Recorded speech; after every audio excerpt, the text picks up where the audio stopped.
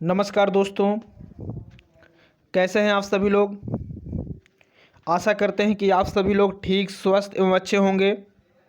दोस्तों, आज की क्लास में हम लोग रसायन विज्ञान से संबंधित महत्वपूर्ण प्रश्नों को देखेंगे।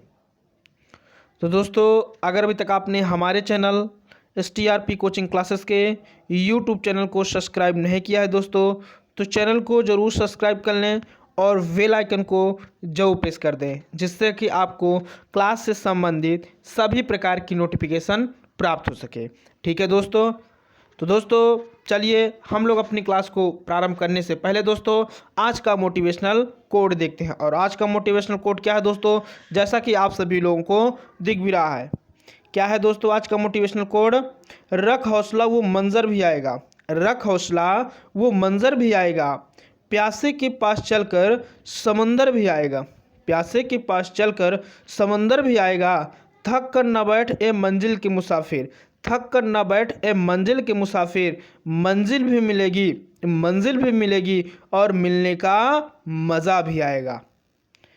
तो दोस्तों, चलिए इसी मोटिवेशन कोड के अनुसार हम लोग अपनी क्लास को आगे बढ़ाते हैं। और दोस्तों, क्वेश्चन नंबर फर्स्ट जो कि आपकी स्क्रीन के सामने आ रहा है दोस्तों, तो आप सभी लोग क्वेश्चन नंबर फर्स्ट का आंसर कमेंट करें। क्या है क्वेश्चन नंबर फर्स्ट? इनमें से कौन दुर्बल अम्ल है? तो आप सभी लोग क्वेश्चन नंबर फर्स्ट का आंसर कमेंट करें दोस्तों।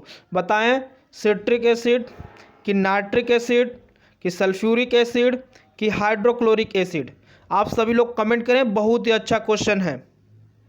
आप सभी लोग कमेंट करें, देखते हैं कितने लोगों का आंसर आता है। तो दोस्तों, दुर्बल अम्ल क्या होते हैं, आइए पहले हम लोग इनको जानते हैं। तो आप सभी लोग हेडिंग बनाएंगे दुर्बल अम्ल, हेडिंग बनाएंगे आप सभी लोग दुर्बल अम्ल, लिखेंगे आप सभी लोग दुर्बल अम्ल क्या होते हैं दोस्तों। तो ऐसे अम्ल जो, लिखेंगे आप सभी लोग ऐसे अम्ल जो, ऐसे अम्ल जो आंशिक रूप से, आंशिक रूप से, आंशिक रूप से आयनीकृत होते हैं,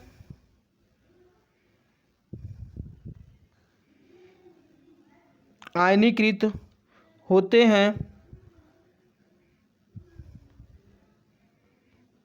होते हैं। ये क्या करते हैं, इसके फलस्वरूप कम मात्रा में हाइड्रोजन आयन देते हैं। तो आयनीकृत होते हैं, इसके फलस्वरूप लिखेंगे आप सभी लोग, इसके फलस्वरूप, फलस्वरूप नेक्स्ट पेज पे चलते हैं दोस्तों। आप सभी लोग इसको लिख लें, ऐसे अम्ल जो आंशिक रूप से आयनीकृत होते हैं, फलस्वरूप, नेक्स्ट पेज पे चलते हैं, फलस्वरूप कम मात्रा में, कम मात्रा में, कम मात्रा में हाइड्रोजन आयन देते हैं, हाइड्रोजन आयन, हाइड्रोजन आयन देते हैं, हाइड्रोजन आयन देते हैं, दुर्बल अम्ल कहलाते हैं। कौन से अम्ल कहलाते हैं दोस्तों? दुर्बल अम्ल कहलाते हैं। कौन से अम्ल कहलाते हैं? तो दुर्बल अम्ल कहलाते हैं। कौन से अम्ल कहलाते हैं? दुर्बल अम्ल कहलाते हैं। ठीक है, क्लियर हो चुका होगा आप सभी लोगों को। इनमें दोस्तों अगर बात करते हैं तो जैसे एस्टिक अम्ल, फार्मिक अम्ल, सिट्रिक अम्ल, कार्बोनिक अम्ल और कुछ महत्वपूर्ण अम्ल है दोस्तों, जिनका क्रम निम्नवत है। ठीक है, तो हम उन सभी को देख लेते हैं। लिखेंगे आप सभी लोग, जैसे एस्टिक अम्ल, एस्टिक अम्ल, फॉर्मिक अम्ल, फॉर्मिक अम्ल। और दोस्तों जो फॉर्मिक अम्ल होता है यह चींटी के डंक में पाया जाता है। किस में पाया जाता है दोस्तों? चींटी के डंक में पाया जाता है। ठीक है, तो फॉर्मिक अम्ल हो गया, सिट्रिक अम्ल, सिट्रिक अम्ल, कार्बोनिक अम्ल आदि। ठीक है दोस्तों, तो इस क्वेश्चन का जो आंसर हो जाएगा वह क्या होगा? आप सभी लोग अब कमेंट करें, इनमें से कौन दुर्बल अम्ल है। तो जैसा कि आप सभी को पता है कि इसमें जो दुर्बल अम्ल है दोस्तों वह कौन सा अम्ल है? वह सिट्रिक अम्ल है। कौन सा दोस्तों? सिट्रिक अम्ल है। चलिए नेक्स्ट क्वेश्चन की बात करते हैं। अगला क्वेश्चन जो कि स्क्रीन के सामने आ रहा है दोस्तों आपका, और बहुत ही अच्छा क्वेश्चन है। क्या है क्वेश्चन? 128 ग्राम SO2 में मोल की संख्या होगी। बहुत ही अच्छा क्वेश्चन है, आप सभी लोग कमेंट करें। 128 ग्राम SO2 में मोल की संख्या होगी 1 मोल, 2 मोल, 3 मोल, 4 मोल। तो बहुत ही अच्छा क्वेश्चन है, आप सभी लोग कमेंट करें। देखते हैं कितने लोगों का आंसर आता है। बहुत ही अच्छा क्वेश्चन है दोस्तों, आप सभी लोग कमेंट करें। तो देखेंगे क्वेश्चन क्या है। 128 ग्राम SO2 में मोल की संख्या आपको बताना है। तो देखेंगे आप सभी लोग। अगर बात करते हैं सल्फर का परमाणु भार, तब दोस्तों कितना होगा? सल्फर का परमाणु भार, क्योंकि SO2 दिया है तो सल्फर का परमाणु भार कितना होगा दोस्तों? कितना होगा? हाँ 32। ठीक है, और ऑक्सीजन का कितना होगा? ऑक्सीजन का परमाणु भार कितना होगा दोस्तों? तो यह कितना होगा? 16 होगा। अब क्या करेंगे? अब आप SO2 का परमाणु भार निकालें। SO2 का परमाणु भार निकाल लें आप। ठीक है दोस्तों, तो SO2 का परमाणु भार निकालें, कितना आएगा बताएं। देखते हैं कितने लोगों का आंसर आता है। SO2 का परमाणु भार आप सभी लोग निकालें दोस्तों।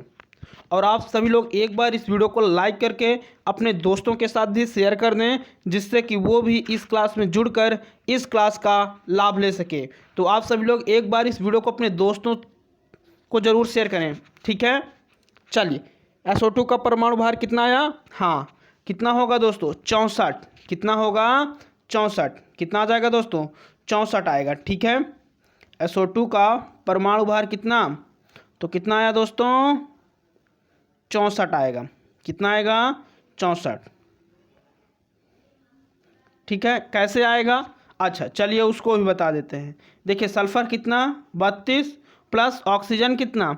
16 और गुणे कितना लिखेंगे? 2, क्योंकि 2 है। ठीक है, तो ये हो जाएगा कितना दोस्तों? 32 प्लस ये भी कितना हो जाएगा? 16 दूना 32। ठीक है, तो 32 32 कितना हो जाएगा? 64 हो जाएगा।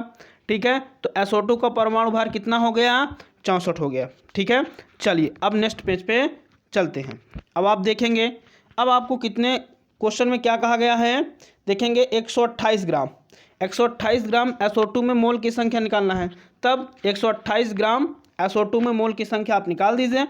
लिखेंगे 128 ग्राम SO2 में मोल या मोलों की संख्या बराबर कितना? SO2 का जो परमाणु भार हाँ देखिए जो आपका दिया गया है क्या? 128 ग्राम SO2। ठीक है, तो जो SO2 का भार जैसा कि आपको दिख भी रहा होगा, यहाँ पे कितना दिया है? 128 ग्राम SO2। ठीक है, तो यहाँ पे लिखेंगे आप कि SO2 128 ग्राम SO2 में मोल। ठीक है, कितना दिया था? 128 ग्राम SO2 में, तो 128 बटा कितना दोस्तों? SO2 का परमाणु भार कितना आया था? 64 आया था। तो 64 से आप भाग दीजिए, कितनी बार जाएगा बताएं? भाग दीजिए कितनी बार जाएगा? हाँ कितनी बार जाएगा? 2 बार जाएगा। तो कितना आ जाएगा? 2 मोल आ जाएगा। कितना आ जाएगा? 2 मोल। ठीक है, तो इस क्वेश्चन का जो आंसर हो जाएगा वह क्या हो जाएगा? वह आपका 2 मोल सही हो जाता है। चलिए नेक्स्ट क्वेश्चन की बात करते हैं। अगला क्वेश्चन जो कि आपकी स्क्रीन के सामने आ रहा है दोस्तों, और बहुत ही अच्छा क्वेश्चन है। क्या है? स्याही का दाग मिटाने के लिए कौन सा अम्ल प्रयोग करते हैं? स्याही का दाग मिटाने के लिए कौन सा अम्ल प्रयोग करते हैं? ऑक्सैलिक अम्ल, एस्टिक अम्ल, फॉर्मिक अम्ल, मैलिक अम्ल। तो आप सभी लोग कमेंट करें, बहुत ही अच्छा क्वेश्चन है। स्याही का दाग मिटाने के लिए कौन सा अम्ल प्रयोग करते हैं? स्याही का दाग मिटाने के लिए कौन सा अम्ल का प्रयोग करते हैं?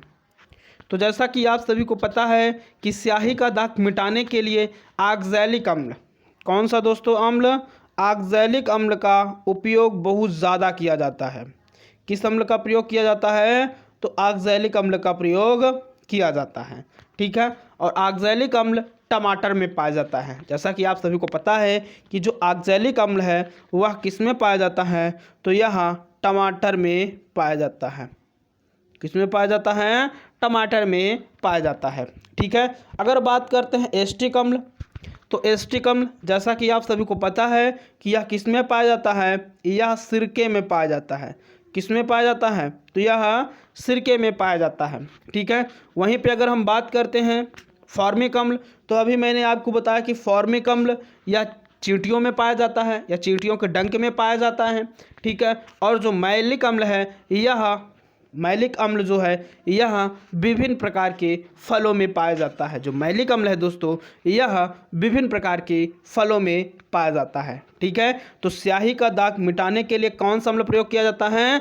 तो ऑक्सैलिक अम्ल का प्रयोग किया जाता है। ठीक है, वहीं पर अगर हम बात करते हैं ऑक्सैलिक अम्ल, तो ऑक्सैलिक अम्ल जो पाया जाता है वह किस में पाया जाता है? तो वह टमाटर में पाया जाता है। ठीक है, उसके बाद अगर बात करते हैं एस्टिक अम्ल, तो एस्टिक अम्ल किस में पाया जाता है? सिरके में पाया जाता है। और आप जानते हैं कि जो फॉर्मिक अम्ल है वह चींटी के डंक में पाया जाता है। ठीक है, और जो मैलिक अम्ल है वह विभिन्न प्रकार के फलों में पाया जाता है। तो इसको मैं एक जगह लिख देता हूँ, आप सभी लोग इसको नोट कर लेंगे। ठीक है दोस्तों, तो आइए इसको हम एक कॉलम बनाते हैं और इसी कॉलम में लिखते हैं। तो आप सभी लोग इसको नोट करते हुए चलेंगे।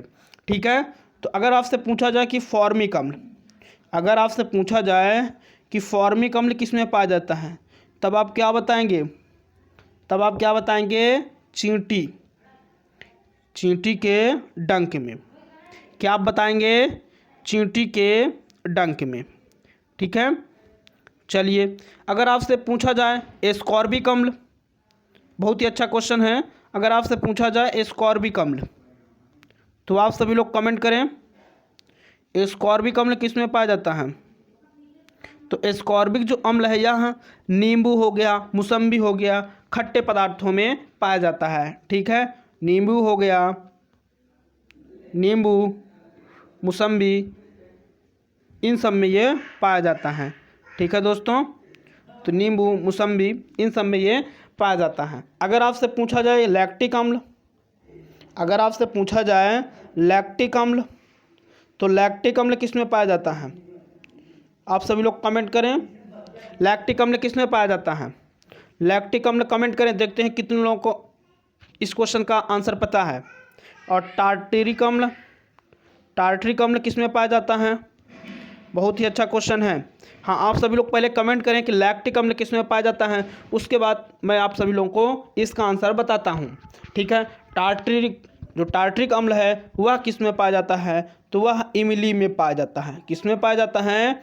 इमली में पाया जाता है। किस में पाया जाता है? इमली में। हाँ, जो लैक्टिक अम्ल है दोस्तों, यह लैक्टिक अम्ल किस में पाया जाता है? तो यह दूध में पाया जाता है। ठीक है, तो इसको आप सभी लोग नोट कर लें। ठीक है, चलिए आगे की ओर बढ़ें। आप सभी लोग एक बार अगर क्लियर हो चुका दोस्तों, तो आप सभी लोग एक बार थंबनेल करके बताएं। ठीक है, तो हम आगे की ओर बढ़ें। अगर आप सभी लोगों को क्लियर हो चुका दोस्तों, तो आप सभी लोग एक बार थंबनेल करें, जिससे कि मैं आगे की ओर बढ़ूँ।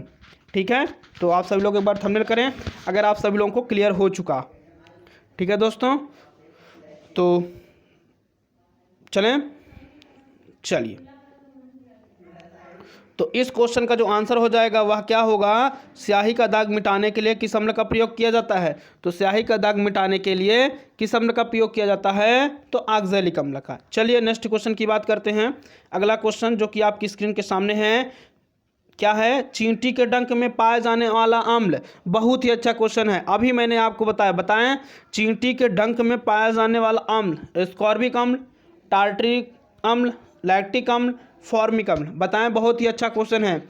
हाँ, चींटी के डंक में कौन सा अम्ल पाया जाता है, जैसा कि आप सभी को पता है कि फॉर्मिक अम्ल पाया जाता है। ठीक है, अभी मैंने बताया कि जो एस्कॉर्बिक अम्ल है वह खट्टे पदार्थों जैसे हो गया नींबू, आपका मौसम्बी हो गया, इन सब में पाया जाता है। और जो टार्ट्रिक अम्ल है वह किस में पाया जाता है, तो वह इमली में पाया जाता है। और जो लैक्टिक अम्ल है वह किस में पाया जाता है दोस्तों, तो यह दूध में पाया जाता है। किस में पाया जाता है, तो यह दूध में पाया जाता है। ठीक है, चलिए अब अगले क्वेश्चन की बात करते हैं। अगला क्वेश्चन जो कि आपकी स्क्रीन के सामने आ रहा है और बहुत ही अच्छा क्वेश्चन है। क्या है क्वेश्चन, देखेंगे आप सभी लोग। कोई विलयन लाल लिटमस को नीला कर देता है। कोई विलयन है दोस्तों और वह लाल लिटमस को क्या कर देता है, नीला कर देता है। तो इसका पीएच मान संभवतः होगा, बताएं 1 होगा कि 4 होगा कि 7 होगा कि 10 होगा। तो आप सभी लोग कमेंट करें, बहुत ही अच्छा क्वेश्चन है। कोई विलयन लाल लिटमस को क्या करता है, नीला कर देता है, तो इसका पीएच मान संभवतः कितना होगा, यह आपको कमेंट करके बताना है। तो आप सभी लोग कमेंट करें, बहुत ही अच्छा क्वेश्चन है। देखते हैं कितने लोगों का आंसर आता है। ठीक है, तो आइए हम लोग पीएच मान को समझते हैं। ठीक है, तो आप सभी लोग हेडिंग बनाएंगे पीएच प्रणाली। ठीक है, क्या हेडिंग बनाएंगे आप सभी लोग, पीएच प्रणाली। अगर बात करते हैं रसायन शास्त्र में, जैसा कि आप सभी को पता है कि रसायन शास्त्र में पीएच एक अंकीय पैमाना है। ठीक है दोस्तों, जिसका प्रयोग जलीय समाधान की अम्लता या क्षारकता और उदासीनता का पता लगाया जाता है। यहाँ पर कर देंगे तथा। ठीक है, अम्लता तथा क्षारकता और उदासीनता का पता लगाया जाता है। ठीक है दोस्तों, और जिसका प्रतिपादन सोरेनसन नामक वैज्ञानिक ने किया था। ठीक है, और जैसा कि आप सभी को पता है कि जो आपका जैसा क्वेश्चन आप सभी लोग देख रहे हैं कि कोई विलयन लाल लिटमस को क्या करता है, नीला करता है। तो आप जानते हैं कि जिसका पीएच मान क्या होगा, अगर 10 से संभवतः होगा, क्योंकि आप देख रहे हैं कि जो पीएच मान 10 के आसपास होता है वह विलयन कैसा होता है, तो वह विलयन क्षार होता है। ठीक है, तो कोई विलयन लाल लिटमस को नीला करता है, इसका पीएच मान होता है। तो दोस्तों इसका जो पीएच मान होगा वह 10 होगा। ठीक है, क्योंकि जो पीएच मान 10 होता है या इसके आसपास होता है, तो वो जो विलयन होता है दोस्तों वह साधारणता क्या होते हैं, तो वो साधारणता क्षार होते हैं। क्या होते हैं, क्षार होते हैं। और ये जो क्षार होते हैं दोस्तों, यह क्या करते हैं, ये अम्लों से क्रिया करते हैं। ठीक है, तो इसको मैं लिख देता हूँ। ये जो क्षार होते हैं दोस्तों, ये क्षार से क्रिया करके क्षार क्या करते हैं, अम्लों से क्रिया करके क्षार अम्लों से या अम्लों के साथ या अम्लों से क्रिया करके क्या बनाते हैं, लवण तथा जल बनाते हैं। क्या बनाते हैं दोस्तों, लवण तथा जल बनाते हैं। क्या बनाते हैं, लवण तथा जल बनाते हैं। और यह प्रक्रिया क्या कहलाती है दोस्तों, यह आप सभी लोग कमेंट करके बताएं। अम्ल, ये जो क्षार होते हैं दोस्तों, यह अम्लों से क्रिया करके लवण तथा जल बनाते हैं तो यह प्रक्रिया क्या कहलाती है? जो लवण तथा जल बना, यह प्रक्रिया कौन सी प्रक्रिया कहलाती है? देखते हैं कितने लोगों का कमेंट आता है, तो आप सभी लोग कमेंट करके बताएं।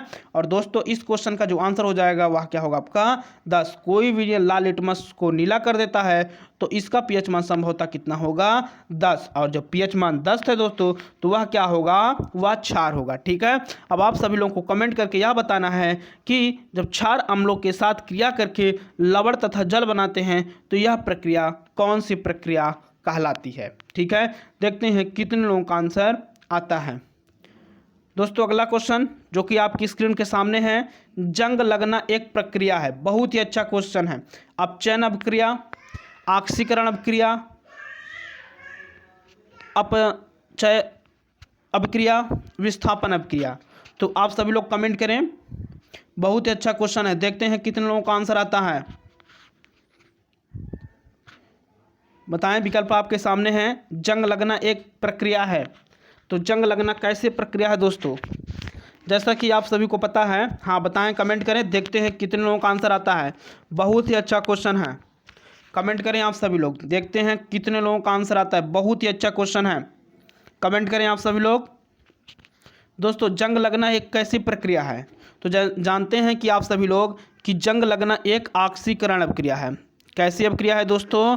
तो जंग लगना एक ऑक्सीकरण अभिक्रिया है। कैसी अभिक्रिया है दोस्तों? जंग लगना एक ऑक्सीकरण अभिक्रिया है। ठीक है, तो इस क्वेश्चन का जो आंसर हो जाएगा वह क्या होगा आपका बी नंबर, बिल्कुल सही हो जाता है। ठीक है दोस्तों, और इस अभिक्रिया में क्या होता है, पदार्थ में ऑक्सीजन मिलता है। ऑक्सीकरण की जो प्रक्रिया होती है दोस्तों, इसमें क्या होता है, पदार्थ में ऑक्सीजन मिलता है और उसमें से हाइड्रोजन गैस निकलती है। क्या मिलता है? तो उसमें ऑक्सीजन मिलता है और उससे क्या होता है दोस्तों, तो उससे ऑक्सीजन यानी कि उसमें से क्या होता है, ऑक्सीजन मिलती है तो उसमें से कौन सी गैस निकलती है दोस्तों? तो उसमें से हाइड्रोजन गैस निकलती है। कौन सी गैस निकलती है? तो हाइड्रोजन निकलता है। ठीक है, और जिससे उस पदार्थ में इलेक्ट्रॉन कम हो जाते हैं। ठीक है दोस्तों, उसमें क्या होते हैं, उस पदार्थ के इलेक्ट्रॉन कम हो जाते हैं। ठीक, चलिए, तो इस क्वेश्चन का जो आंसर हो जाएगा, जंग लगना एक प्रक्रिया है। तो कैसी प्रक्रिया है? ऑक्सीकरण अभिक्रिया है। चलें नेक्स्ट क्वेश्चन की बात करते हैं। अगला क्वेश्चन जो कि आपकी स्क्रीन के सामने है और बहुत ही अच्छा क्वेश्चन है। क्वेश्चन नंबर जो भी है दोस्तों यहाँ पे प्रिंट हुआ है। ठीक है, तो आप सभी लोग बताएं, प्राकृतिक सूचक लिटमस प्राप्त किया जाता है। प्राकृतिक सूचक लिटमस प्राप्त किया जाता है। आपको यह बताना है दोस्तों कि जो लिटमस पेपर होता है वह किसका बना होता है या किसके द्वारा तैयार किया जाता है? लाइकेन द्वारा, कि केचुआ द्वारा, कि चींटियों द्वारा, कि शैवाल द्वारा? बहुत ही अच्छा क्वेश्चन है, कमेंट करें आप सभी लोग, देखते हैं कितने लोगों का आंसर आता है। बहुत ही अच्छा क्वेश्चन है, आप सभी लोग कमेंट करें, देखते हैं कितने लोगों का आंसर आता है। प्राकृतिक सूचक लिटमस प्राप्त किया जाता है। हाँ, आप सभी लोग कमेंट करें दोस्तों, देखते हैं कितने लोगों का आंसर आता है। जैसा कि आप सभी को पता है दोस्तों कि जो लिटमस प्राप्त किया जाता है वह किससे प्राप्त किया जाता है? लाइकेन से। किससे दोस्तों? लाइकेन से। किससे प्राप्त किया जाता है? लाइकेन से। ठीक है, और आप सभी को कमेंट करके यह बताना है कि लाइकेन किसके बीच की कड़ी कहलाती है। कमेंट करें, देखते हैं कितने लोगों का आंसर आता है। बहुत ही अच्छा क्वेश्चन है, तो इस क्वेश्चन का जो आंसर हो जाएगा वह तो दोस्तों क्या होगा, ए नंबर। और आपको कमेंट करके यह बताना है कि लाइकेन किसके बीच की कड़ी होती है। कमेंट करें आप सभी लोग, बहुत ही अच्छा क्वेश्चन है।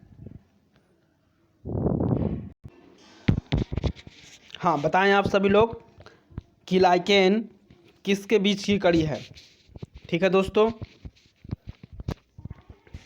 हाँ, तो जैसा कि आप सभी को पता है कि जो लाइकेन होता है दोस्तों वह कवक और शैवाल के बीच की कड़ी होती है। ठीक है, जैसा कि मैंने आपको ऑफलाइन क्लास में पढ़ाया भी है कि जो लाइकेन होता है दोस्तों, ये जो लाइकेन होता है यह लाइकेन कवक व शैवाल के बीच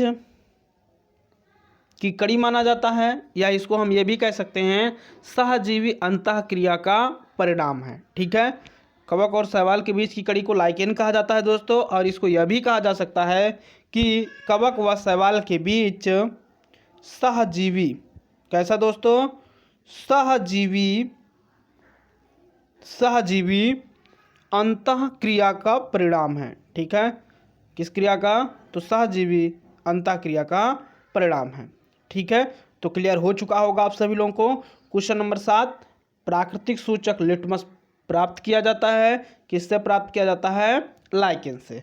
चलिए अगले क्वेश्चन की ओर बढ़ते हैं। अगला क्वेश्चन जो कि आपकी स्क्रीन के सामने आ रहा है और बहुत ही अच्छा क्वेश्चन है, तो आप सभी लोग इस क्वेश्चन का आंसर कमेंट करें। क्वेश्चन आप सभी लोग देखेंगे दोस्तों, क्या है, सफ़ेद बॉक्साइड अयस्क जिसमें आयरन ऑक्साइड अशुद्धता के रूप में ना हो उसकी शोधन प्रक्रिया कहलाती है। एक बार पुनः सुनेंगे आप सभी लोग, सफ़ेद बॉक्साइड अयस्क जिसमें आयरन ऑक्साइड अशुद्धता के रूप में ना हो उसकी शोधन प्रक्रिया कहलाती है। क्या कहलाती है दोस्तों, बताएं, बेयर प्रक्रिया की, हाल प्रक्रिया की, सर्पेक प्रक्रिया की, हुप्स विद्युत अपघटनी प्रक्रिया। तो आप सभी लोग इस क्वेश्चन का आंसर कमेंट करेंगे। बहुत ही अच्छा क्वेश्चन है, देखते हैं कितने लोग इस क्वेश्चन का आंसर बताते हैं दोस्तों। बहुत ही अच्छा क्वेश्चन है, कमेंट करें। सफ़ेद बॉक्साइड अयस्क जिसमें आयरन ऑक्साइड अशुद्धता के रूप में ना हो उसकी शोधन प्रक्रिया कहलाती है। ठीक है, तो बताएं।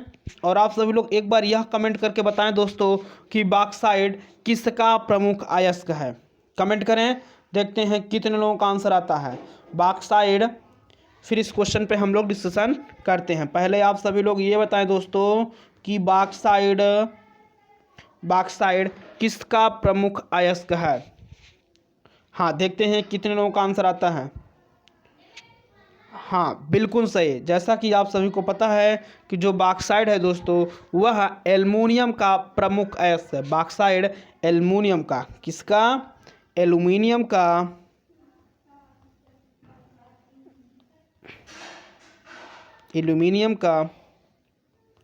प्रमुख अयस्क है। किसका अयस्क है, एल्युमिनियम का प्रमुख अयस्क है।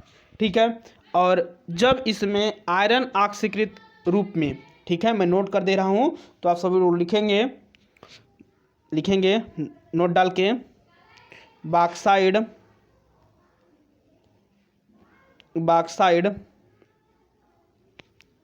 एल्युमिनियम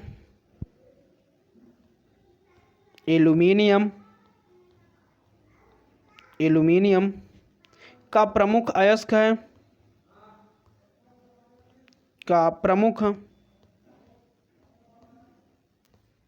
अयस्क है, जब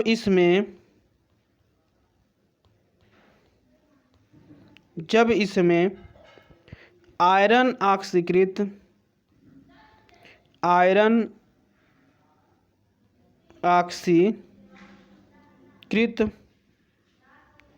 आयरन ऑक्सीकृत रूप में उपस्थित नहीं होता है,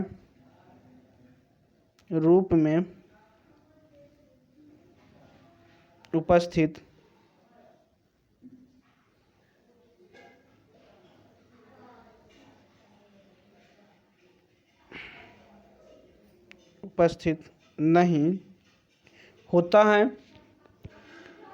ठीक है दोस्तों, तो जैसा कि आप सभी लोग विकल्प देख रहे हैं कि जो विकल्प है वह आपका कौन सा सही हो जाएगा। हाँ, वह कौन सा सही हो जाएगा, तो वह आपका तीसरा नंबर, सर्पेक प्रक्रिया बिल्कुल, यानी कि अशुद्धता के रूप में ना हो। ठीक है, तो इस प्रक्रिया का क्या किया जाता है दोस्तों, सफ़ेद बॉक्साइड अयस्क जिसमें आयरन ऑक्साइड अशुद्धता के रूप में ना हो उसकी शोधन प्रक्रिया क्या कहलाती है, तो सर्पेक प्रक्रिया कहलाती है। ठीक है, तो क्लियर हो चुका होगा। ठीक है, चलिए नेक्स्ट क्वेश्चन की बात करते हैं दोस्तों।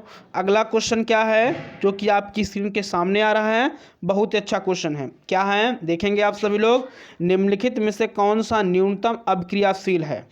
बताएं आप सभी लोग, बहुत ही अच्छा क्वेश्चन है। आयरन है, कि कॉपर है कि सिल्वर है कि गोल्ड है। और एक बार आप सभी लोग इनके प्रतीकों को भी कमेंट करें। देखते हैं कितने लोग इनके प्रतीक को बताते हैं। निम्नलिखित में से कौन सा न्यूनतम अपक्रियाशील है? तो पहले आप सभी लोग इन सभी के प्रतीकों को बताएं।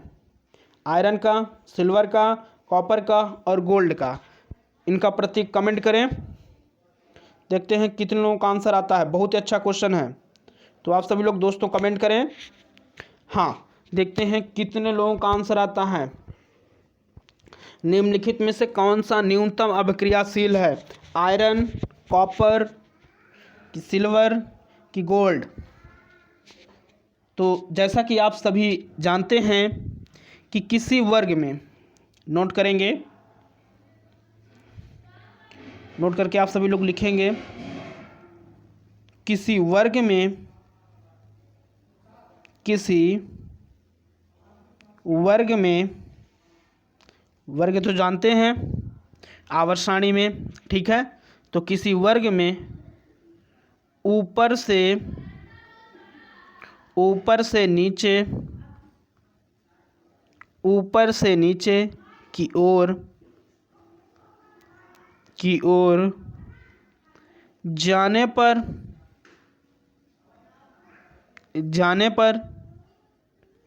धात्विक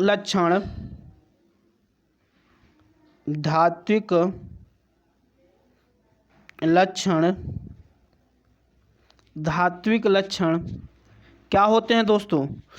बढ़ते हैं कि घटते हैं? कमेंट करें आप सभी लोग। बहुत अच्छा क्वेश्चन है, कमेंट करें। किसी वर्ग में ऊपर से नीचे की ओर जाने पर धात्विक लक्षण क्या होंगे? घटेंगे कि बढ़ेंगे? बताएं, देखते हैं कितने लोगों का आंसर आता है। घटेंगे कि बढ़ेंगे? हाँ, जैसा कि आप सभी को पता है कि किसी वर्ग में ऊपर से नीचे की ओर जाने पर धात्विक लक्षण क्या होते हैं दोस्तों? बढ़ते हैं। क्या होते हैं? बढ़ते हैं, ठीक है।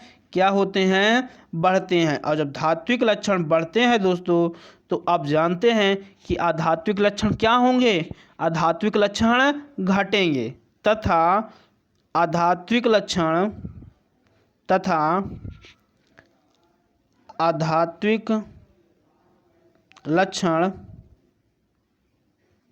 आध्यात्मिक लक्षण घटते हैं।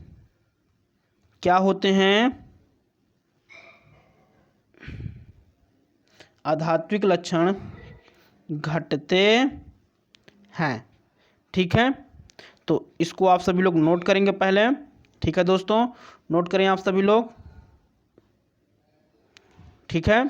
चलिए आगे की ओर बढ़ते हैं। अब हम आध्यात्मिक लक्षण क्या होते हैं। देखिए मैंने क्या बताया, अगर किसी वर्ग में, मान के चलिए क्या है दोस्तों, यह वर्ग है, ठीक है। अगर किसी वर्ग में ऊपर से नीचे की ओर चलते हैं, क्या करते हैं? ऊपर से नीचे की ओर, ऊपर से नीचे की ओर चलते हैं, ठीक है। तो धात्विक लक्षण क्या होते हैं? धात्विक लक्षण क्या होते हैं? जो धात्विक लक्षण होते हैं वो क्या होते हैं? बढ़ते हैं। धात्विक लक्षण क्या होते हैं? बढ़ते हैं, ठीक है। धात्विक लक्षण क्या होते हैं? बढ़ते हैं। और जो आध्यात्मिक लक्षण होते हैं, जो आध्यात्मिक लक्षण होते हैं वो क्या होते हैं? वो घटते हैं। जो आध्यात्मिक लक्षण होता है वह क्या होता है? तो आध्यात्मिक लक्षण घटता है, ठीक है। क्लियर हो चुका होगा। अगर बात करते हैं इस विकल्प के अनुसार, इसमें आपसे क्या पूछा गया है, निम्नलिखित में से कौन सा न्यूनतम अपक्रियाशील है। तो जैसा कि आप सभी को पता है कि अगर धात्विक लक्षण बढ़ने के साथ अपक्रियाशीलता क्या होती है, धात्विक लक्षण बढ़ने के साथ अभिक्रियाशीलता क्या होती है? घटती है। क्या होती है? घटती होती। तो नोट डाल के आप सभी लोग लिखेंगे, नोट डाल के आप सभी लोग लिखेंगे, नोट डालेंगे और लिखेंगे धात्विक लक्षण, धात्विक लक्षण बढ़ने के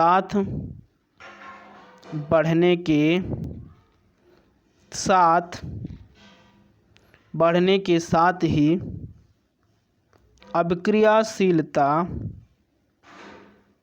अभिक्रियाशीलता घटती है। क्या होती है? घटती है। ठीक है, जैसे कि देखेंगे आप सभी लोग,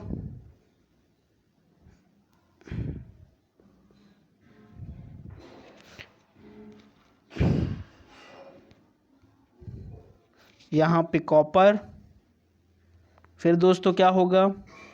Ag। और आप सभी लोग कमेंट करके बताएं कि Ag किसका प्रतीक है। ठीक है, उसके बाद Au, उसके बाद Ar। ठीक है दोस्तों, तो इस क्रम में ये होगा। ठीक है, ये धात्विक बढ़ने का, धात्विक जो लक्षण है ये बढ़ने का क्रम है। ठीक है, धात्विक लक्षण ये बढ़ने के क्रम है। और आप जानते हैं कि इसमें जो सबसे अधिक अभिक्रियाशील है वह कौन है? तो वह दोस्तों सोना है। इसलिए सोना सबसे अभिक्रियाशील है। ठीक है, चलिए, क्लियर हो चुका होगा आप सभी लोगों को। ठीक है दोस्तों, तो इस क्वेश्चन का जो आंसर हो जाएगा वह कौन सा हो जाएगा? आपका डी नंबर बिल्कुल सही हो जाता है। चलिए नेक्स्ट क्वेश्चन की बात करते हैं। और दोस्तों आप सभी लोग एक बार इस वीडियो को अपने दोस्तों के साथ भी शेयर कर दें, जिससे कि वो भी इस क्लास में जुड़कर इस क्लास का लाभ ले सके। तो आप सभी लोग एक बार इस वीडियो को अपने दोस्तों के साथ भी ज़रूर शेयर करें। ठीक है, चलिए नेक्स्ट क्वेश्चन की बात करते हैं। अगला क्वेश्चन, कैलेमाइन किस धातु का अयस्क है?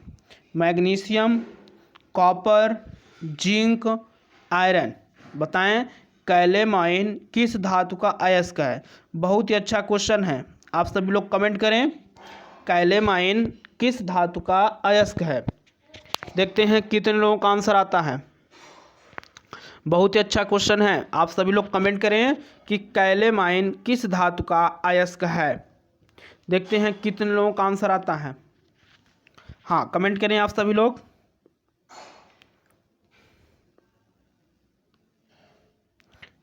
तो लिखेंगे आप सभी लोग, जैसा कि आप सभी को पता भी है कि जो कैलेमाइन है,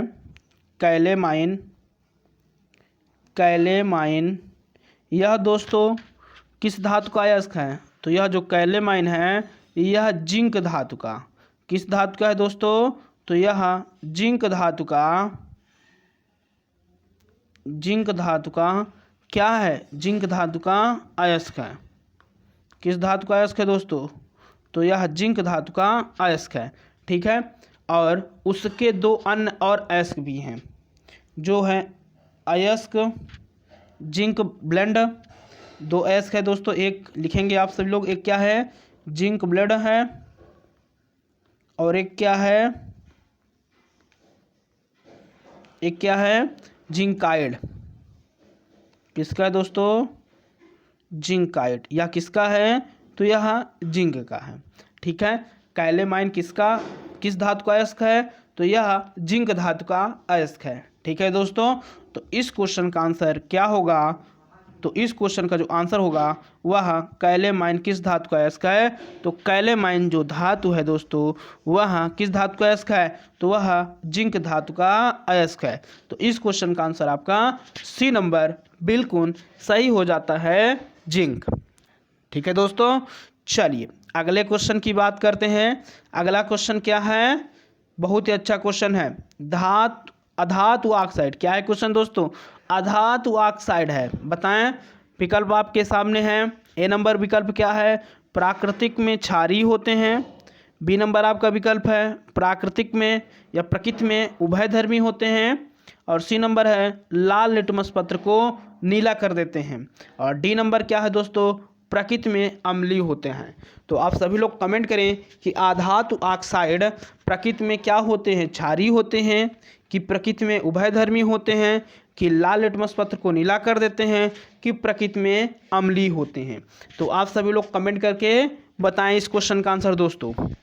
बहुत ही अच्छा क्वेश्चन है, और आप सभी लोग एक बार इस वीडियो को लाइक करके अपने दोस्तों के साथ भी शेयर कर दें, जिससे कि वो भी इस क्लास में जुड़कर इस क्लास का लाभ ले सकें। ठीक है दोस्तों, तो आप सभी लोग कमेंट करें कि जो अधातु ऑक्साइड है वो किस प्रकृति के होते हैं। बहुत ही अच्छा क्वेश्चन है, बहुत ही अच्छा क्वेश्चन है, आप सभी लोग इस क्वेश्चन का आंसर कमेंट करें। हाँ, देखते हैं कितने लोगों का आंसर आता है। अधातु ऑक्साइड। तो जैसा कि आप सभी को पता है कि अधातुएं अम्लीय ऑक्साइड बनाती हैं। जो अधातुएं होती हैं दोस्तों, जो अधातु है यह किस प्रकार के ऑक्साइड बनाते हैं? तो ये अम्लीय ऑक्साइड बनाते हैं। किस प्रकार के ऑक्साइड बनाते हैं दोस्तों? तो ये अम्लीय ऑक्साइड बनाते हैं। किस प्रकार के ऑक्साइड बनाते हैं? तो ये अम्लीय ऑक्साइड बनाते हैं। ठीक है। और जो धातु होते हैं यानी कि जो अधातु है, यह ऑक्साइड इनकी जो प्रकृति होती है इसी कारण क्या होती है? अम्लीय होती है। जो अधातु होते हैं वो अम्लीय ऑक्साइड बनाते हैं, जिसके कारण अधातु ऑक्साइड प्रकृति में कैसे होते हैं? तो प्रकृति में अम्लीय होते हैं। कैसे होते हैं दोस्तों? अम्लीय होते हैं। तो इस क्वेश्चन का जो आंसर हो जाएगा, अब आप सभी लोगों को क्लियर हो चुका होगा। क्या होगा दोस्तों? आपका जो डी नंबर विकल्प है वह बिल्कुल सही हो जाता है। डी नंबर जो विकल्प है दोस्तों, यह बिल्कुल सही हो जाता है। ठीक है। अधातु ऑक्साइड कैसे होते हैं? तो प्रकृति में ये अम्लीय होते हैं। ठीक है। चलिए नेक्स्ट क्वेश्चन की बात करते हैं। अगला क्वेश्चन क्या है दोस्तों, देखेंगे आप सभी लोग। बहुत ही अच्छा क्वेश्चन है। हाँ, देखें क्या है क्वेश्चन। निम्नलिखित में से कौन सा सल्फाइड अयस्क है? निम्नलिखित में से कौन सा सल्फाइड अयस्क है? ठीक है, बताएं निम्न में से कौन सल्फाइड अयस्क है? Bauxite, hematite, cuprite, iron pyrite. तो आप सभी लोग कमेंट करें दोस्तों। बहुत ही अच्छा क्वेश्चन है। निम्नलिखित में से कौन सल्फाइड अयस्क है? बॉक्साइट विकल्प नंबर आपका फर्स्ट है। सेकंड नंबर आपका विकल्प क्या है? हेमेटाइट। और तीसरा नंबर विकल्प क्या है? क्यूप्राइट। और डी नंबर दोस्तों क्या है विकल्प? Iron pyrite. तो आप सभी लोग इस क्वेश्चन का आंसर कमेंट करें। बहुत ही अच्छा क्वेश्चन है।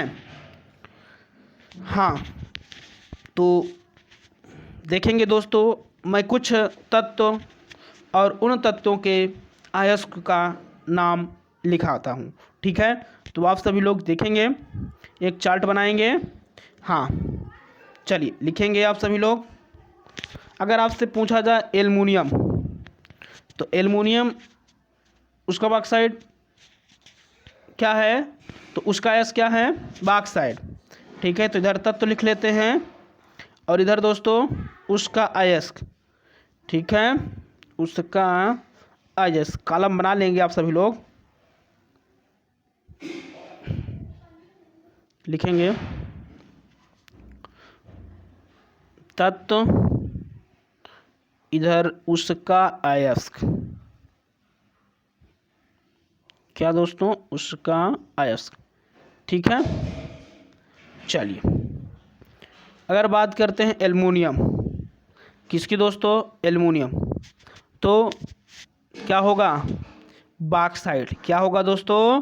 बॉक्साइट। क्या होगा? बॉक्साइट। ठीक है। अगर आपसे पूछा जाए आयरन, आयरन का प्रतीक क्या होता है? Fe होता है। क्या होता है दोस्तों? Fe होता है ना। ठीक है। चलिए क्या होता है? Fe। ठीक है। अगर बात करते हैं तो इसका, हाँ, क्या होगा? हेमेटाइट। क्या होगा? हेमेटाइट। ठीक है। क्या होगा? हेमेटाइट। ठीक। चलिए अगला चलते हैं दोस्तों नेक्स्ट पेज पे। तो आगे की बात करते हैं। अगर कॉपर की, कॉपर का प्रतीक Cu होता है। अगर बात करते हैं तो इसका क्या हो जाएगा दोस्तों? क्यूप्राइड। क्या होगा दोस्तों? क्यूप्राइड। क्या होगा? क्यूप्राइड। ठीक है। अगर आपसे पूछा जाए सल्फाइड, सल्फाइड के लिए हम S लगा देते हैं। ठीक है दोस्तों। तो सल्फाइड क्या है? तो दोस्तों क्या हो जाएगा? Iron pyrite. क्या होगा दोस्तों? Iron pyrite. क्या होगा? Iron pyrite. ठीक है दोस्तों। तो एक बार मैं पुनः रिपीट कर दे रहा हूँ। आपने हेडिंग क्या डाला है? आपने हेडिंग डाला है दोस्तों इधर तत्व। ठीक है। इधर आपने क्या डाला था? तत्व। इधर आप उसका अयस्क। ठीक है, उसका अयस्क। तो पहला मैंने क्या लिखवाया? पहला मैंने दोस्तों एल्युमिनियम लिखाया। और एल्युमिनियम फिर उसके आगे क्या लिखा है दोस्तों, बॉक्साइट। ठीक है, तो उसका एस क्या है, बॉक्साइट। उसके बाद आयरन, तो आयरन का दोस्तों मैंने क्या बताया, हेमेटाइट। ठीक है, उसके बाद मैंने आपको कॉपर बताया। कॉपर का दोस्तों कौन सा, क्यूप्राइट। कौन सा दोस्तों, क्यूप्राइट। और सल्फाइड की अगर बात करते हैं तो मैंने क्या बताया दोस्तों, मैंने क्या बताया, आयरन पायराइट। क्या बताया दोस्तों, आयरन पायराइट। ठीक है, तो क्लियर हो चुका होगा दोस्तों आप सभी लोगों को। हाँ, क्लियर हो चुका होगा आप सभी लोगों को। मुझे आशा है कि आप सभी लोगों को क्लियर हो चुका होगा। तो आप सभी लोग एक बार थंबनेल करके ज़रूर बताएं दोस्तों, क्या आप सभी लोगों को क्लियर हो चुका। तो आप सभी लोग एक बार थंबनेल करके ज़रूर बताएं। ठीक है, तो चलिए नेक्स्ट क्वेश्चन की बात करते हैं। ठीक है, और इस क्वेश्चन का जो आंसर हो जाएगा दोस्तों वह क्या होगा, तो निम्नलिखित में से कौन सल्फाइड एस्क है। तो कौन सल्फाइड एस्क है दोस्तों, कौन सा है, तो वह है आयरन पायराइट। ठीक है, क्लियर हो चुका होगा। चलिए नेक्स्ट क्वेश्चन की बात करते हैं। अगला क्वेश्चन, पीतल बना होता है। बहुत ही अच्छा क्वेश्चन है दोस्तों, और यह परीक्षा की दृष्टि से अति महत्वपूर्ण क्वेश्चन है। ठीक है, तो पीतल बना होता है जिंक और कॉपर से, कि जिंक और टिन से, कि कॉपर और एल्युमिनियम से, कि एल्युमिनियम और टंगस्टन से। तो आप सभी लोग कमेंट करके बताएं दोस्तों कि पीतल बना होता है किसका बना होता है दोस्तों, कमेंट करें। बहुत ही अच्छा क्वेश्चन है, पीतल बना होता है किसका बना होता है, कमेंट करें आप सभी लोग। देखते हैं कितने लोगों का आंसर आता है।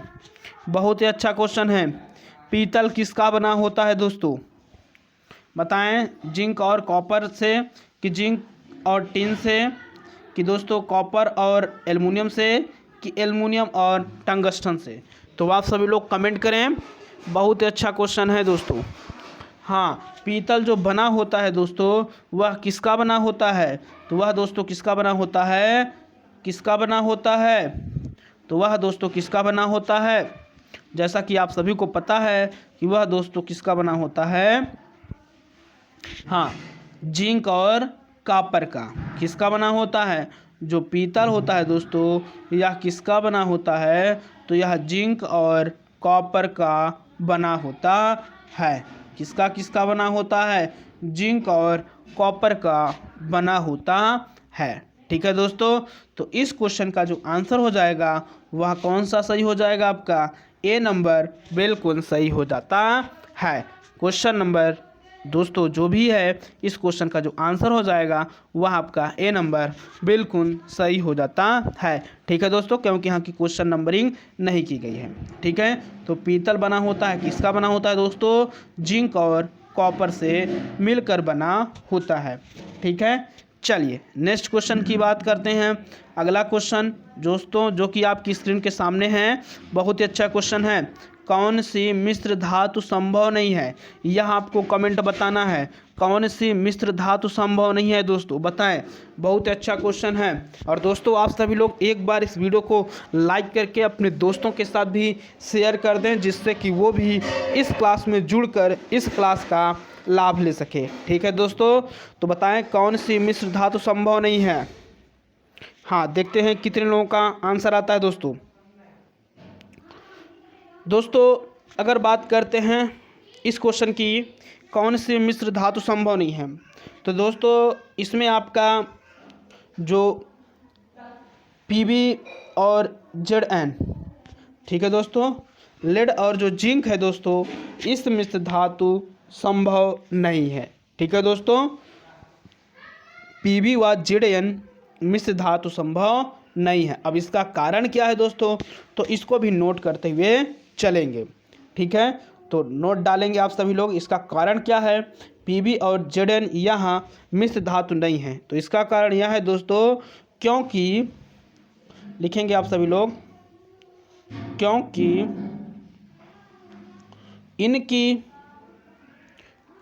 इनकी संरचना में, क्योंकि इनकी संरचना में बहुत अंतर होता है, बहुत अंतर होता है, और दोनों ही धनात्मक प्रकृति की धातुएं होती हैं। ठीक है दोस्तों, तो दूसरा नोट डालेंगे, ये दोनों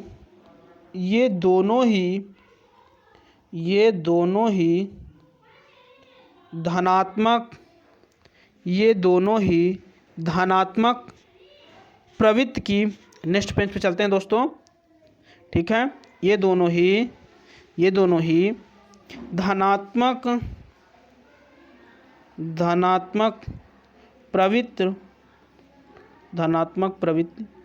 की धातुएं या धनात्मक प्रकृति की धातुएं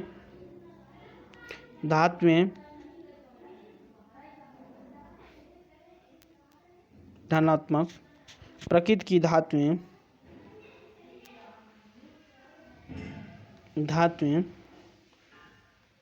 है। ठीक है दोस्तों, ठीक है, क्लियर हो चुका होगा। तो इस क्वेश्चन का जो आंसर हो जाएगा वह आपका बी नंबर सही हो जाता है। ठीक है, क्योंकि इसमें आपसे क्या पूछा गया है, कौन सी मिश्र धातु संभव नहीं है। तो दोस्तों लेड और जिंक मिश्र धातु संभव नहीं है। ठीक है, इसका कारण मैंने आपको क्या बताया, क्योंकि इनकी संरचना में दोस्तों क्या होता है, बहुत अंतर होता है और दोनों ही धनात्मक प्रवृत्ति की धातुएं हैं। ठीक है, चलिए नेक्स्ट क्वेश्चन की बात करते हैं दोस्तों। अगला क्वेश्चन क्या है जो कि आपकी स्क्रीन के सामने आ रहा है दोस्तों, और बहुत ही अच्छा क्वेश्चन है। देखेंगे, कांसा, कॉपर तथा अन्य किस धातु की मिश्र धातुएं हैं, बताएं। कॉपर, कांसा तथा अन्य किस प्रकार या किस धातु की मिश्र धातुएं हैं, बताएं। Fe, Zn, Mg, Sn। तो आप सभी लोग कमेंट करें, बहुत ही अच्छा क्वेश्चन है दोस्तों। ठीक है, आप सभी लोग इस क्वेश्चन का आंसर कमेंट करें। कांसा, कॉपर तथा अन्य किस धातु की मिश्र धातु है। तो देखते हैं कितने लोगों का आंसर आता है दोस्तों। बहुत ही अच्छा क्वेश्चन है, कमेंट करें आप सभी लोग, बहुत ही अच्छा क्वेश्चन है।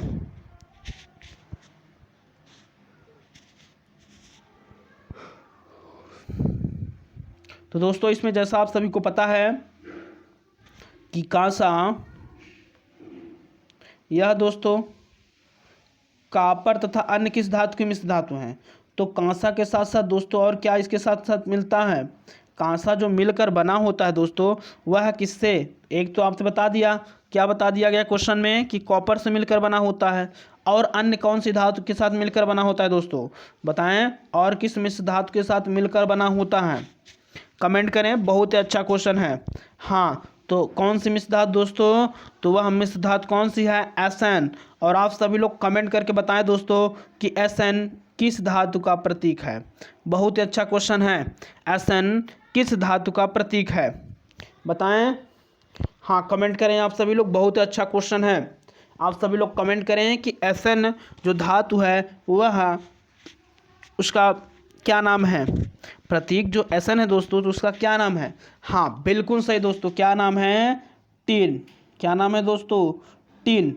ठीक है, क्या नाम है, टिन। तो दोस्तों जो कांसा है यह कॉपर और टिन का मिश्रण होता है। ठीक है, तो नोट डालेंगे दोस्तों, और आप सभी लोग इसको नोट करते हुए चलेंगे। तो नोट डालेंगे आप सभी लोग, लिखेंगे कांसा,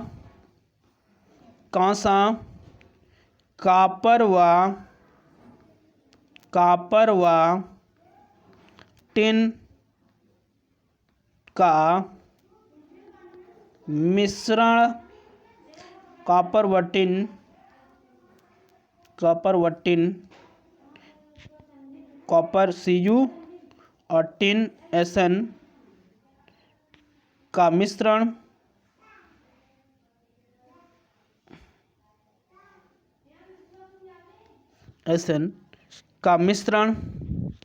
कॉपर व टिन का मिश्रण है। ठीक है दोस्तों, तो क्लियर हो चुका होगा आप सभी लोगों को। चलें आगे की ओर। तो इस क्वेश्चन का जो आंसर हो जाएगा वह आपका क्या हो जाएगा, वह दोस्तों आपका क्या हो जाएगा, डी नंबर बिल्कुल सही हो जाता है। ठीक है दोस्तों, चलिए अगले क्वेश्चन की बात करते हैं। अगला क्वेश्चन दोस्तों जो कि आपकी स्क्रीन के सामने है और बहुत ही अच्छा क्वेश्चन है दोस्तों। टंगस्टन तत्व का संकेताक्षर है, टंगस्टन तत्व का संकेताक्षर है। बहुत ही अच्छा क्वेश्चन है दोस्तों। आप सभी लोग इस क्वेश्चन का आंसर कमेंट करें, देखते हैं कितने लोगों का आंसर आता है। टंगस्टन तत्व का संकेताक्षर है, बताएं आप सभी लोग। हाँ, बताएं आप सभी लोग, कमेंट करें। टंगस्टन तत्व का संकेताक्षर है, बताएं दोस्तों। हाँ, जैसा कि आप सभी को पता है कि टंगस्टन तत्व का जो संकेताक्षर है दोस्तों वह क्या है, तो वह दोस्तों डब्लू, ठीक है। और चलिए आप सभी लोग बताएं कि टी आई किसका है, टी ई किसका है और टी एम किसका है। कमेंट करें, बहुत ही अच्छा क्वेश्चन बन चुका है दोस्तों, ठीक है। जैसा कि आप सभी लोगों ने टंगस्टन का तत्व का तो संकेताक्षर बता दिया कि दोस्तों डब्लू होता है, तो इन तीनों का भी हम लोग जानते हुए चलें आगे की ओर, ठीक है। तो कमेंट करें, बहुत ही अच्छा क्वेश्चन है, बताएं टी आई किसका है दोस्तों और टी ई किसका है और टी एम किसका है। हाँ, बताएं आप सभी लोग। हाँ, देखेंगे दोस्तों, अगर आपसे पूछा जाए कि टी आई किसका है, तब आप क्या बताएंगे, तब आप क्या बताएंगे कि जो टी आई है दोस्तों वह किसका है, तो वह है टिलिटियम का। किसका है, टिलिटियम का, ठीक है। नोट करते हुए चलेंगे, टिलिटियम, ठीक है। अगर आपसे पूछा जाए कि टी ई किसका है, तब आप क्या बताएंगे, तो टी ई जो है यह किसका है, यह है टेलुरियम का। किसका है दोस्तों, टेलुरियम का। किसका है, टेलुरियम का। लिख देते हैं, यह किसका है टी ई का, तो यह किसका है, यह है टेलुरियम, ठीक है दोस्तों। अगर आपसे पूछा जाए कि टी एम किसका है, तो यह किसका है, हाँ यह किसका है दोस्तों, तो यह है थूलियम का। किसका है, थूलियम, ठीक। तो तीनों क्लियर हो चुका होगा दोस्तों। चलिए आगे की ओर चलिए, ठीक है। तो इस क्वेश्चन का जो आंसर हो जाएगा दोस्तों वह क्या होगा, आपका ए नंबर सही हो जाता है। टंगस्टन तत्व का संकेताक्षर क्या है, तो दोस्तों क्या है, कैपिटल डब्लू, ठीक है। चलिए अगला क्वेश्चन दोस्तों, अगर आपसे पूछा जाए, अगर आपसे पूछा जाए दोस्तों कि, चलिए मैं क्वेश्चन लिख रहा हूं दोस्तों, क्वेश्चन लिख रहा हूं, देखेंगे आप सभी लोग। अगर आपसे पूछा जाए,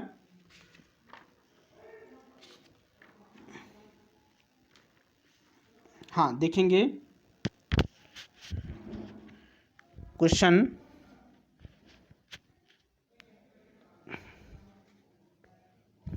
क्वेश्चन क्या है, लिख रहा हूं दोस्तों मैं।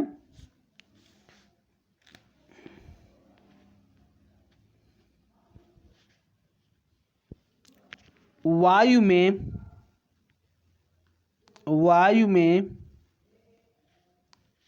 CO2 कार्बन डाइऑक्साइड की कितनी मात्रा होती है। बहुत ही इजी सा क्वेश्चन है दोस्तों, बताएं वायु में कार्बन डाइऑक्साइड की कितनी मात्रा होती है, यह आपको बताना है। विकल्प लिख रहा हूं दोस्तों, आप सभी लोग देखेंगे और कमेंट करके इस क्वेश्चन का आंसर बताएंगे, ठीक है। पहला विकल्प है 0.03% दोस्तों, दूसरा विकल्प है 0.30%, और अगला विकल्प है दोस्तों 3.00%, ठीक है दोस्तों। उसके बाद अगला विकल्प क्या है, अगला विकल्प है 30.0%, ठीक है दोस्तों। तो कमेंट करें वायु में कार्बन डाइऑक्साइड की कितनी मात्रा होगी, यह आपको बताना है, ठीक है। कितनी मात्रा होती है बताएं आप सभी लोग, कमेंट करें। बहुत ही अच्छा क्वेश्चन है, वायु में कार्बन डाइऑक्साइड की मात्रा को बताना है आप सभी लोगों को। कमेंट करें, देखते हैं कितने लोगों का आंसर आता है। वायु में कार्बन डाइऑक्साइड की मात्रा बताएं दोस्तों, कितनी होती है। हाँ, कितनी होती है, जैसा कि आप सभी को पता है कि कितनी होती है दोस्तों। हाँ बिल्कुल सही, आप सभी लोग बता रहे हैं कितनी होती है। हाँ, कितनी होती है दोस्तों, तो यह 0.03% होती है। तो विकल्प आपका पहला बिल्कुल सही हो जाता है। ठीक है दोस्तों, जो आपका पहला विकल्प है यह बिल्कुल सही है। दोस्तों अगर बात करते हैं वायुमंडल में गैसों का सांद्रण, ठीक है, तो आइए इनको जान लेते हैं कि नाइट्रोजन कितना होता है, ऑक्सीजन कितना होता है, और कार्बन डाइऑक्साइड कितना होता है, और आर्गन कितना होता है। तो दोस्तों ठीक है, तो आइए देखते हैं। तो नोट करते हुए चलेंगे, आप सभी लोग नोट डालेंगे और लिखेंगे। अगर आपसे पूछा जाए वायुमंडल में नाइट्रोजन, तो नाइट्रोजन कितना होता है दोस्तों, बताएं आप सभी लोग। वायुमंडल में नाइट्रोजन कितना होता है यह आपको कमेंट करके बताना है। और नाइट्रोजन के बाद दोस्तों आपको यह बताना है कि ऑक्सीजन कितना होता है। नाइट्रोजन के बाद आपको यह बताना है दोस्तों कि ऑक्सीजन कितना होता है। ठीक है, उसके बाद आपको यह बताना है कि कार्बन डाइऑक्साइड तो अभी हम लोगों ने देख लिया। ठीक है दोस्तों, उसके बाद आपको यह बताना है कि आर्गन कितना होता है। ठीक है, तो आप सभी लोग कमेंट करें, देखते हैं कितने लोग बताते हैं। ठीक है, देखते हैं कितने लोगों का आंसर सही आता है दोस्तों। ठीक है, तो आप सभी लोग कमेंट करें नाइट्रोजन कितना है। तो नाइट्रोजन कितना है दोस्तों, नाइट्रोजन कितना है, तो नाइट्रोजन दोस्तों कितना है 78.07%। कितना है दोस्तों 78.07%। ठीक है दोस्तों, कितना है, मैं पुनः लिख दे रहा हूँ। ठीक है, कितना है जो नाइट्रोजन है दोस्तों, वह कितना है, तो जो नाइट्रोजन है वह दोस्तों कितना है, तो वह है 78.07%। ठीक है, उसके बाद आपसे पूछा जाए ऑक्सीजन, तो ऑक्सीजन कितना है दोस्तों, तो जो ऑक्सीजन है दोस्तों वह कितना है, यह है 20.93%। ठीक है दोस्तों, कितना है 20.93%। ठीक है, अगर आपसे पूछा जाए आर्गन, कार्बन डाइऑक्साइड तो अभी हम लोगों ने क्लियर कर लिया। कितना है CO2 दोस्तों, कितना है CO2, तो जो CO2 है वह है 0.03%।